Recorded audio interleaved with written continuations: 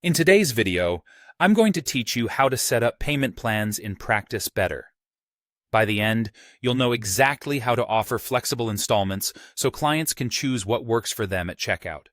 Start by heading to the My Practice area, then open My Services. This is where all of your offerings live, including both one-on-one services and packages.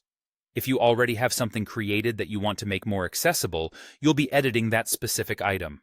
If not, create the service or package first so you have a place to add the payment plan. Choose the service or package you want to update and click to edit it. Inside the editor, go to Advanced Options, then Fees and Taxes, and open the Pricing Model section. This area controls how your clients are charged.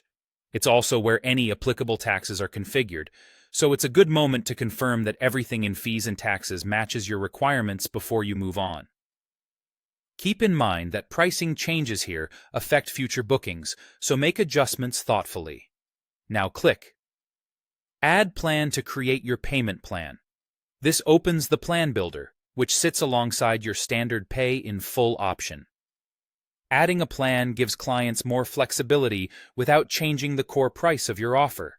It simply spreads out the payments. Next, set your installment details. Choose the installment amount first. This is how much your client will pay per cycle. Then select the frequency, like weekly or monthly, depending on how you want payments to recur and how your program is structured. Set the start date so you control when the first payment is charged.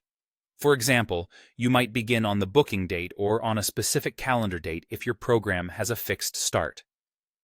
Finally, choose the number of payments, or mark it as ongoing if you want the plan to continue until manually canceled. Fixed payments are great for time-bound programs, while ongoing works well for memberships or continuous services.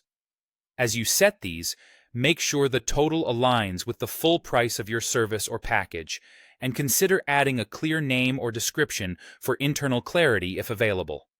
When everything looks right, save the plan. That's it.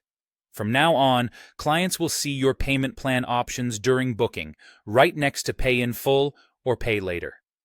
To reduce confusion, it's a good idea to spell out what the plan includes in your service description and be consistent with any refund or cancellation policies you already have. If anything changes, you can return to the same pricing model area to update or remove the plan.